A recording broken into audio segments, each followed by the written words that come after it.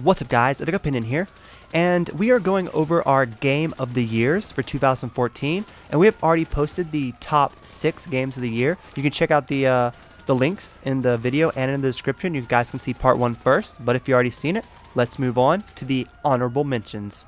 So in the honorable mention, these are games that I did enjoy, I did play, and I might have even beat them, but they just weren't Game of the Year material, but they were still good and they should have, you know, a word in edgewise. So let's go over the honorable mentions, starting with the one at the bottom, Outlast. So the thing about Outlast is I didn't play it a lot, but it really speaks to me when I see that name. When I see that name, I find that to be the first survival horror game that I actually liked. Like, I went back to it on PS4 after playing it on PS3, and I love walking around the asylum, sneaking around, and I thought it was really good. And if I didn't have a whole bunch of other games when that came out, I feel like I would have put a lot of time to Outlast. And if you guys are looking into it, I think you should check it out. So we'll move on to number 6 on my list, which is The Elder Scrolls Online. Now, I really like this game, but it's really hard to live up to Skyrim because it was an MMO, but I did get it the first day it came out. I did play it for the first month, and I did enjoy it. I'm just not an MMO person. I'm not really big into having to play for months at a time to get somewhere in a video game. That's really not for me. I like to move on from video games. So it was fun. It was one of the best MMOs I've ever played, but it just didn't last for me. I didn't want to play it for months and months on end, and it just didn't last. So we're moving on to number 5, which is Banished. Now, Banished, you could build up a little city, and it wasn't as advanced as SimCity, but in this game, you could really mess it up. Like, you could, not properly plan enough food, and you could starve out your entire population. And there really wasn't any fighting in Banished, but it was just really, really fun. It reminded me of Age of Empires about fighting, and I think Banished was one of the best kind of create a world simulators that are out there. It's a really cool indie game on Steam. You should check it out. So let's go to number 4, which is Octodad Deadliest Catch. Now, I actually beat Octodad Deadliest Catch, and I think it's good to see, you know, some indie games on here. Like, a lot of my honorable mention, 3 of them are indie games. And I think, what, isn't Banished an indie game? So that's 4 of them.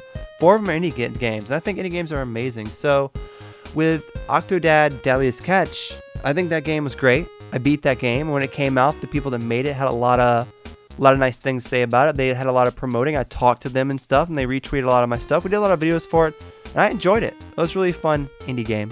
So moving on to the top 3 honorable mentions. So we have Metal Gear Solid Ground Zero. Now, I thought this was a very awesome welcome back for me to Metal Gear Solid. Like, I only beat Metal Gear Solid 1. I didn't get into the other ones. I thought they were too kind of crazy, and I just went into them at the time.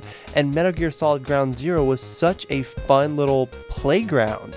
And I really did enjoy that game a lot, so I definitely feel it deserves an honorable mention because it is really cool, and I think the full game would be just as crazy. So number 2 on my honorable mention is another indie game, which is Goat Simulator. Now, I thought Goat Simulator was really, really well done. I thought it was goofy, and it really shows how to have fun in a video game, how to just take control and to be able to just be goofy. You know, there's nothing wrong with being goofy in a video game. So I really loved Goat Simulator for that. And then they kept putting out DLC for free.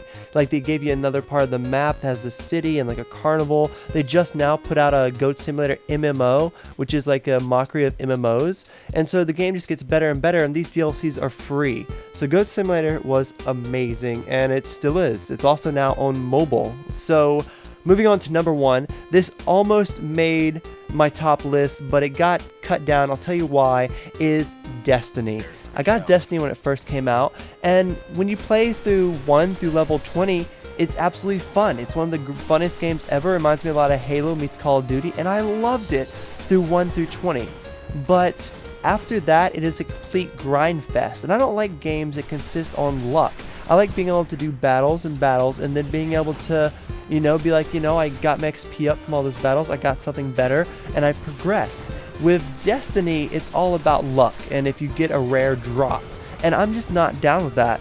I was not okay. Like, once I hit level 20, you know, I did get to level 25 because I bought some legendary stuff from doing missions over and over, but it's just repetitive, doing the same thing over and over just so you can get one more higher level that you probably won't even get because a rare drop probably won't even drop. And that's basically why Destiny did not get on my top and just got number 1 for my honorable mentions. So that's all of them. That was a lot of games. That was 7 games of my honorable mention. All 7 I played, and all 7 I did love and have a great time, and there's nothing wrong with them, and you should definitely pick them up. But we're going to post one more video about Game of the Year stuff, and this is the stuff that let me down. This is the stuff that I played and expected more and it just didn't live up to the hype. That'll be our last video coming soon, and I hope you guys enjoyed this so far. Let me know your opinions on your honorable mention games, and we'll be posting more here in Duck Opinion soon, where ducks can fly. So like and subscribe. Peace.